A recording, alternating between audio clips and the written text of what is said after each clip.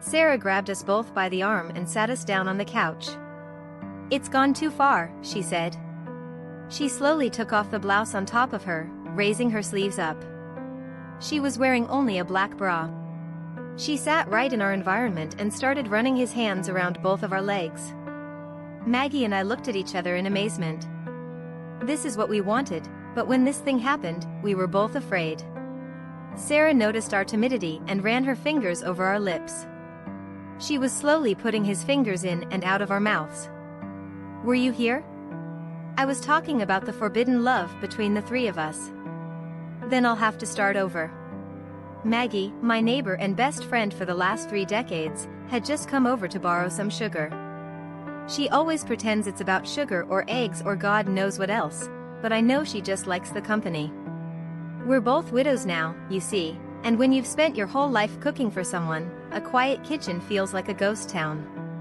It was Maggie who first noticed the young couple moving into the house next door. "They're practically babies," she'd exclaimed as she peered through my curtains like a nosy old auntie. I chuckled, watching her watch them, her short gray hair catching the sunlight like a halo. I didn't care much at first. New neighbors come and go, don't they? But Maggie wouldn't let it go. "Have you seen her?" Maggie asked me one afternoon, the question hanging in the air like the scent of lavender from her perfume. "The wife. There's something about her. She's not like the others." Now, I didn't know what she meant at the time, but Maggie had a way of planting ideas in your head, like a gardener sowing seeds. Sure enough, when I finally did meet Sarah, the wife, I understood. She was magnetic. 27, newly married, with a laugh that sounded like it had traveled across lifetimes to find you. Her husband was fine, a nice enough boy, all smiles and handshakes, but Sarah? Sarah lingered. I suppose it started innocently enough. She'd come over to borrow a cup of sugar, see the pattern here, and I'd invite her in for tea. She had this way of listening that made you feel like the most interesting person in the room, even if all you were talking about was how to keep raccoons out of the trash. Maggie noticed it too. "She likes you," she'd tease, her lips quirking into that sly smile she saved for when she was right about something. "She's got that sparkle in her eye when she looks at you." It was ridiculous, of course. Or so I thought. I'm a 65-year-old woman, for crying out loud. What would someone like Sarah see in me? But then came the moments, little ones that added up to something I couldn't ignore. Like the way her fingers brushed mine when she handed me a teacup, lingering just a second too long. Or how her eyes would search for mine in a crowded room, like she was trying to tell me something without saying a word. I tried to brush it off, to chalk it up to my imagination, but Maggie wasn't helping. "You're not blind," she said one evening over wine. "There's something there, whether you want to admit it or not." The real turning point came one summer night. It was one of those nights where the air is so thick with heat that even the cicadas seem to hum slower. Sarah came over, barefoot and carrying a plate of cookies she'd baked. Her husband was away on a business trip, and she didn't want to be alone. We sat on my porch swing, the kind that creaks just enough to remind you of its age, and talked about everything and nothing. Somewhere between her stories of growing up in the city and my tales of raising 2 kids in this sleepy suburb, there was a pause. It wasn't awkward.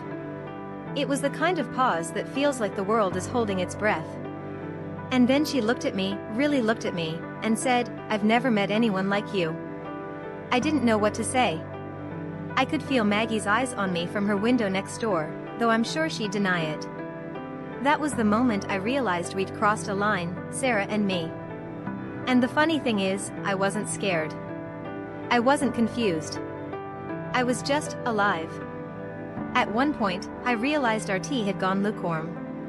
"Let me freshen this up," I said, breaking the spell and standing up, needing the movement to distract myself. I took the cups inside, glad for the coolness of the kitchen, and busied myself at the counter. The simple act of pouring tea was grounding, but my mind raced. Did she feel it too? That undercurrent, electric and undeniable, simmering just beneath the surface? I didn't hear her come in. I turned around, expecting to find the empty space of the doorway, but there she was, standing in the soft glow of my kitchen light. Barefoot, her hair slightly tousled from the breeze outside, she looked ethereal. She leaned casually against the doorframe, but there was something in her eyes, a depth, a searching, that made my pulse quicken. "You didn't have to come in," I said, my voice steadier than I felt. "I didn't want to sit out there alone," she replied, her tone light but carrying a weight that settled in the room.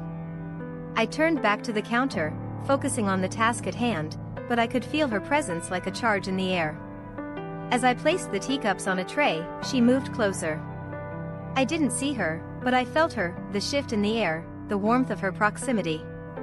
And then, without a word, her hand brushed mine. It was innocent enough. Or maybe it wasn't. The soft press of her fingertips lingered longer than it should have, and when I looked up, her gaze met mine. There was no mistaking it now. Whatever boundary we'd danced around, whatever line we'd carefully skirted, it had vanished in that moment. I started, but the words died in my throat as she stepped closer, her hand trailing lightly up my arm. "Should you?" she asked, her voice low, almost a whisper. I didn't know how to answer. Every instinct screamed at me to step back, to retreat to the safety of our porch and the pretense of polite conversation. But I didn't move. I couldn't. Her eyes held me in place, and the world outside the walls of my kitchen faded away. She leaned in, her face inches from mine, and for a fleeting second, I thought of Maggie. She was probably sitting in her living room, the TV murmuring softly, oblivious to what was unfolding next door. The thought should have snapped me out of it, but instead, it spurred me forward, like a dam breaking under the weight of a flood. When her lips brushed mine, it wasn't hesitant or tentative. It was certain, like she'd made up her mind long before I had. My hands trembled as they found her shoulders, and for a moment, just a moment, I let myself get lost in the sensation. But then reality crashed in. I pulled back, the tray of tea forgotten on the counter.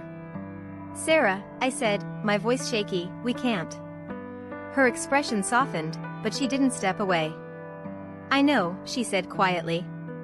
"But it doesn't feel wrong, does it?" It was a dangerous question, one I didn't have the answer to. All I knew was that something had shifted irreversibly. The boundaries we'd crossed couldn't be redrawn, and the implications of that realization sent a shiver down my spine. "We have to stop," I said, more to myself than to her. I felt her breath then, warm against my cheek as she took another step forward. The space between us was almost non-existent now. The air around us had thickened, laden with something I couldn't name but instinctively knew would change everything. Her fingers, light as a whisper, brushed against my arm, sending a ripple of warmth through my skin. I stood still, my heart hammering in my chest, fighting the instinct to pull away, but something about her proximity felt like a magnet pulling me closer. I had always known Sarah was more than just a friend to me, but this was different. This was new, and it felt like the air had shifted, like we were no longer bound by the familiar rules of friendship. "Are you afraid?" she asked quietly, her voice so close I could feel the words vibrate through me. I turned my head, meeting her gaze, but I couldn't answer. Fear? No, it wasn't fear. It was something else. Something dangerous, exhilarating, and yet, undeniably real. Before I could stop myself, I reached for her. The gesture was unconscious, an instinct I couldn't suppress. Her lips were soft when they met mine, hesitant at first, but quickly deepening as our bodies leaned into each other. The kiss, though it began slowly, quickly became more urgent, more pressing, as if we were both starved for something we hadn't realized we needed until that moment. Her hands found their way to my back, pulling me closer until our bodies were flush against one another. The kitchen felt small in that moment, the walls closing in as the tension between us built. My hands roamed, guided by a desperation I didn't want to name. I could feel the heat of her skin through the fabric of her blouse, the pulse of her heartbeat matching mine in a rhythm that seemed to be driving us both to the edge. It was just at that moment that the door knocked. It was Maggie. Sarah and I exchanged a quick glance, a glance that seemed to convey everything and nothing at the same time. "I have to take this," I muttered, my voice trembling. I started to move away, but Sarah grabbed my wrist and stopped me for a brief moment. "Wait," he said softly, his voice a little desperate. "What if he sees us like this?" I swallowed hard, the tension in my chest was making it difficult to breathe. I could hear Maggie's footsteps now, faint but clear. Maggie, my friend, my neighbor, and now. What? Is this the third part of the equation? I felt the weight of everything that had happened come crashing down on me, my breathing quickened as my mind raced. I never wanted this to happen, not like this. But it was already happening.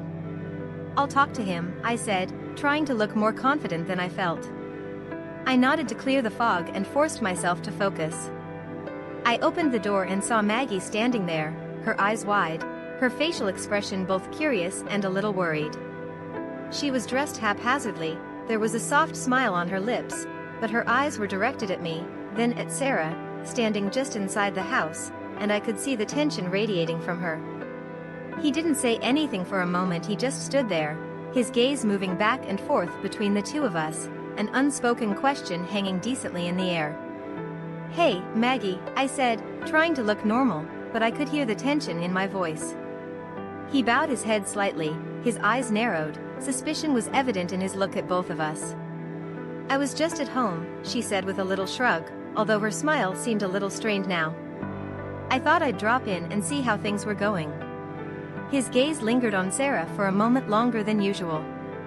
I could feel Sarah's presence behind me, I could feel her hesitations. Her hand rested warmly and tremulously on my arm, her fingers lingered for a second. Then Sarah, unexpectedly, grabbed Maggie by the arm and pulled her as if inviting her in. Now all three of us were in a secret relationship. Sarah grabbed us both by the arm and sat us down on the couch. "It's gone too far," she said. She slowly took off the blouse on top of her, raising her sleeves up. She was wearing only a black bra. She sat right in our environment and started running his hands around both of our legs. Maggie and I looked at each other in amazement. This is what we wanted, but when this thing happened, we were both afraid. Sarah noticed our timidity and ran her fingers over our lips. She was slowly putting his fingers in and out of our mouths. Sarah, with an inviting gesture, got out of our environment and left us to each other. We started kissing innocently. Maggie and I have been close friends for many years. Then Sarah grabbed our head and pulled it towards her belly. Every time we kissed her belly button and every tongue stroke, little moans came out of her mouth. Those kisses started from her navel and slid down to her crotch. The violence of the moans was increasing even more. As those sounds increased, we were passing out. The three of us lay down on the couch and started rubbing. It didn't take long to satisfy each other. At that moment, the three of us were not separate bodies, but one body, one soul.